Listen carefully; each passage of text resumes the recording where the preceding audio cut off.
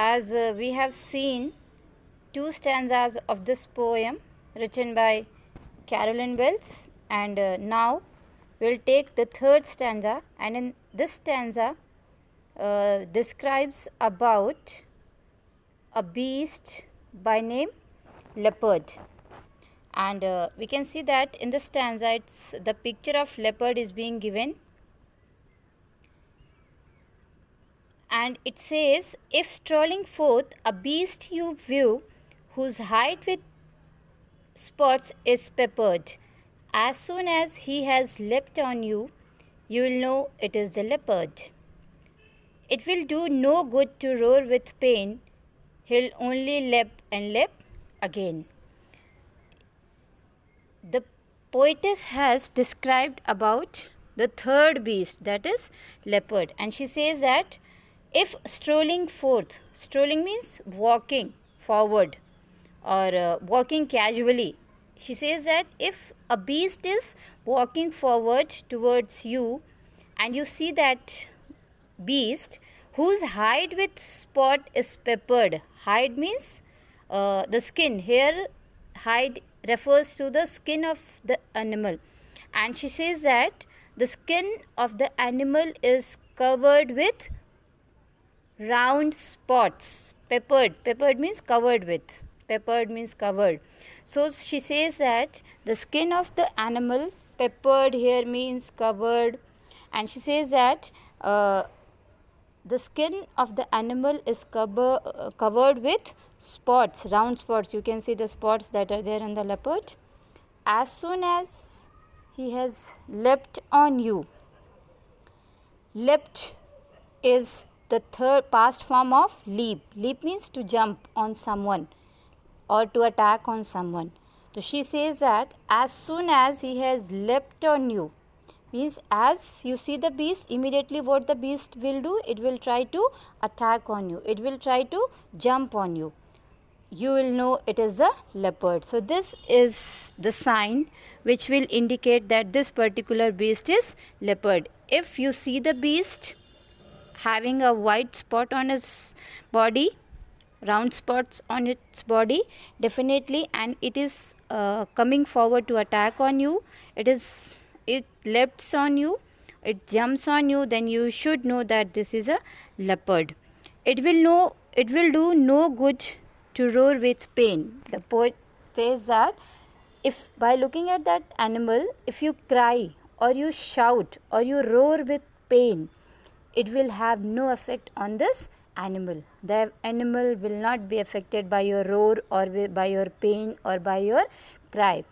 He'll only leap and leap again, means he will keep on attacking you, he will keep on jumping on you. Your cry, your roaring, your nervousness will make no effect on this beast. So this is the description of leopard that the poet has given. And if she says that the leopard has spots on its body, it will attack on you by leaping, and there is no use of crying or shouting or roaring because the animal will not leave you. So next stanza, that is about, see, one more thing I would like to tell you that, see, you can see the spelling. L-E-P, leap is being given. L-E-P, leap is being given here. And leap, what is the correct spelling of leap? L-E-A-P, leap, but A is missing here. This is a word that the poet has used. Just for your information, the poets are being given a license, and it is called as poetic license. By that license, the poetic license is called as poetic license, and through this license they have the power to change the spellings of any word just to make a proper rhyme or just to give some proper sense. So here the poet has used its poetic license, and he has changed the spelling of leap just to make the word rhyme. Okay, next we will take about the next animal, that is its bear. And she says, if you are rolling round and yard, if when you are walking round your yard, you meet a creature there who hugs you very, very hard. Be sure it's a bear. If you have any doubt, I guess he will give you just one more caress. And देखिए, till now we had discussed about 3 animals and they all were wild animals. Now the poet is describing about a gentle animal, a loving animal, that is bear. Bear is not so dangerous according to the poet. She says when you are walking round your yard, means when you are near to your home or near to your yard, you meet a creature there, not a beast or not a wild animal. Creature, the word creature is being used here, means it is just like a it resembles with human being. The creature resembles with human being, and she says that you meet with a creature. See the word creature, not a animal. You hug, who hugs you very, very hard. Be sure it's a bear. As soon as you see the creature near your ward, near your yard, what the animal will do, it will try to hug you, और that also very tightly, very hard. वो आपको बहुत अच्छी सी झप्पी देगा. And because it's not so dangerous, it is gentle or milder or loving by nature. Caress means a gentle loving touch, and she says that the animal will give you a caress, means a gentle and very noble or milder touch. He will try to love you, he will try to come close to you. Be sure it's a bear. And she says if the behavior of an animal is like this, then definitely it's a bear. If you have any doubt, I guess he will give you just one more caress. And he says even by this behavior, if you are having any doubt, then the animal, that is the bear, will try to again give you a loving touch. He will try to again give you a gentle loving touch, and definitely then get sure that it is a bear. But do you think, students, that this is real, whatever the poet is saying? No, it's not realistic, because animals are animals. They may change their behavior at any time. So be careful. Don't just simply start behaving कि poem में ऐसा था और ma'am ने ऐसा बताया था कि bear attack नहीं करता. Bear is not dangerous. They are not harmless. They are not harmful. According to the poet, she says that bears are harmless, but ऐसा नहीं है. Animals are animals, wild animals, that also wild animals, so they are always dangerous. We must take some precautions. We should be ready to face them. So don't just have faith on the poem that is being given here.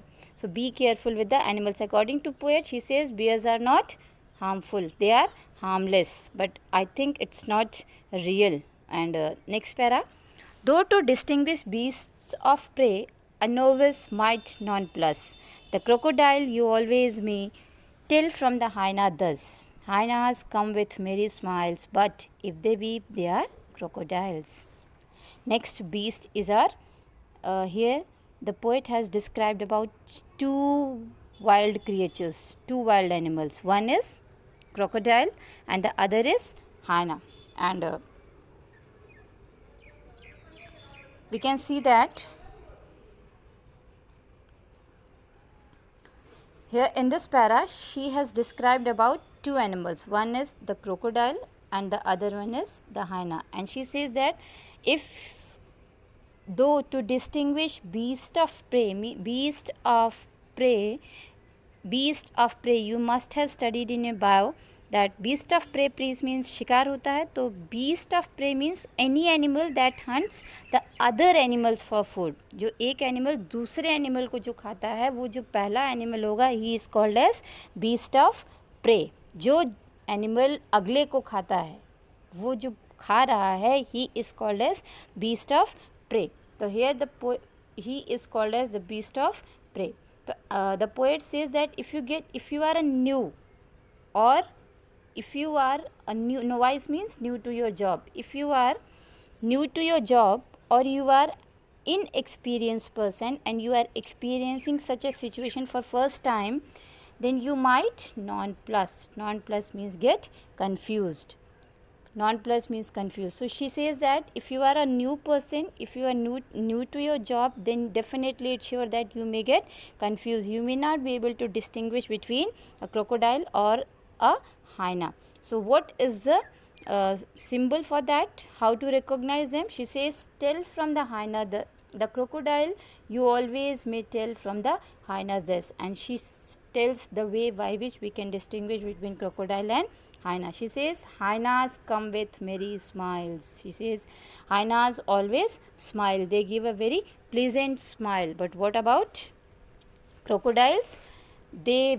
But if they weep, they are crocodiles. And she says that if the animal is weeping, then definitely it's a crocodile, not a hyena. Hyena always smiles, and you can see in the picture, hyena always smiles and crocodile always weeps when you see them. So by looking at them, if they are weeping, then you can say it's a crocodile, and if they are smiling, then you can say it's a hyena. This is according to the poet. She has given the ideas, or she has given the identities, basic characteristics of these two animals. Now the last para says that the true chameleon is small, a lizard sort of thing. He has not any ears at all, and not a single wing. If there is nothing on the tree, it is the chameleon you see. And this is the last stanza. In this stanza, the poet has described about a chameleon, and she says that the true chameleon is small, a lizard sort of thing. Chameleon is just like a lizard, and by giving a first look, we cannot differentiate between a chameleon and a lizard. This is according to the poet, but she tells the way how to recognize chameleon, and she says he hasn't any ears at all. Chameleon doesn't have ears, and not a single wing, and they don't have wing too. If there is nothing on the tree, it is a chameleon you see. And these two lines are the characteristic features of chameleon. She says that if there is nothing on the tree, if you see there is nothing on the tree, then definitely it is a chameleon. See, अगर आपको वहाँ tree पे लग रहा है कि कुछ नहीं है, कोई लिजर्ड नहीं है, कोई कुछ इंसेक्ट टाइप नहीं है, कोई कुछ नहीं है, then definitely which you are not able to see, आपको नहीं दिख रहा लेकिन है वहाँ कुछ, what is that? Definitely it's a chameleon. Why she says? Because you must be knowing that chameleon का डिस्टिंग्विश फीचर्स क्या है, वो अपने कलर्स को चेंज करती रहती है. It changes the color according to the environment, according to the nature it gets.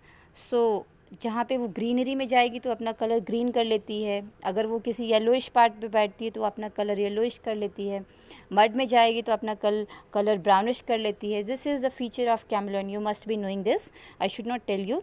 तो the poet says in the last line that if there is nothing on the tree, मतलब आपको नहीं लिखेगा because वो अपना कलर उसी के according change करती है, तो वो हम लोग आइडेंटिफाई नहीं कर पाएंगे कि कौन सा कलर है ये. मतलब वो रिजेंबल करती है नेचर के साथ, ट्रीज़ के साथ, बुशेस के साथ, जैसा जैसा होगा जैसा वहाँ होगा वैसे वो अपने कलर्स को चेंज कर लेती है. And she says that definitely if we are not able to see, then we can say that it's a chameleon that we can not C.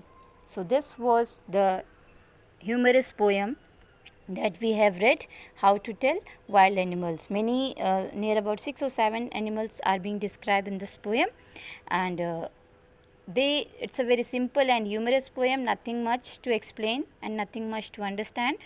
Do read the poem again, do the proper reading of poem. If you find any difficulty, we'll discuss in our online classes.